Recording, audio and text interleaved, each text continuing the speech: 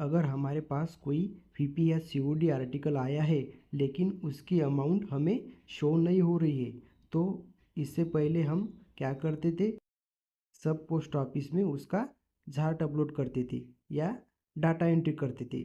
इसमें हम ये काम ब्रांच पोस्ट ऑफिस में कर सकते हैं। जो आर्टिकल वीपी आर्टिकल हमारे पास आया है, सीओडी आर्टिकल, लेकिन उसकी अमाउंट हमें शो नहीं हो रही है, तो उसकी डाटा एंट्री कैसे करें। आर्टिकल तो आपने रिसीव किया है, लेकिन अब हमें उसकी डाटा एंट्री करनी है। तो डाटा एंट्री करने के लिए आपको सबसे पहले जाना होगा डिलीवरी ऑप्शन में। यहाँ आने के बाद आपको यहाँ पे टू बी इनवॉइस का ऑप्शन शो हो रहा है। जो आर्टिकल आपने रिसीव किया है वो आपको इसमें शो होगा। यहाँ आने के बाद आपको यहाँ पे आर्टिकल एंड ईएमओ ऐसे दो ऑप्शन शो हो रहे हैं।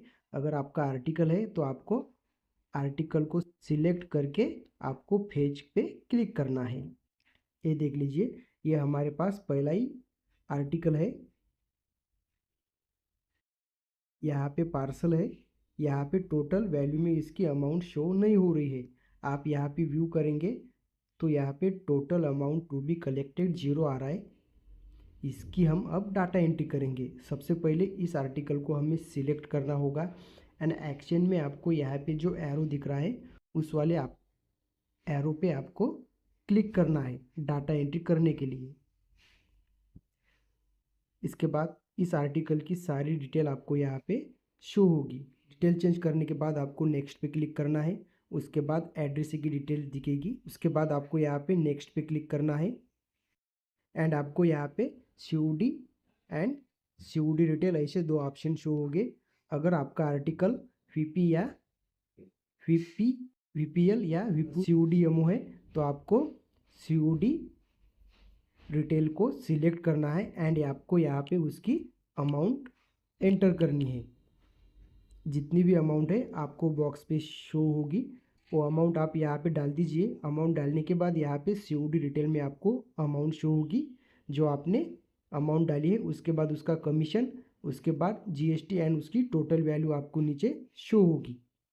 अगर कोई पोस्टेज ड्यू है तो आप यहाँ पे डाल सकते हैं, रीज़न डाल दीजिए।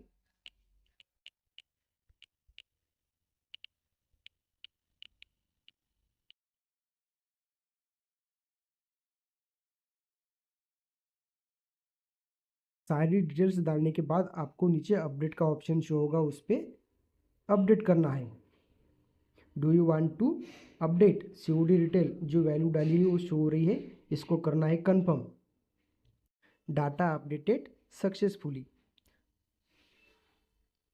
इसके बाद इस आर्टिकल को हम अगर चेक करेंगे, यहाँ पे आप यहाँ पे देख सकते हैं इसकी अमाउंट आपको यहाँ पे शो होगी।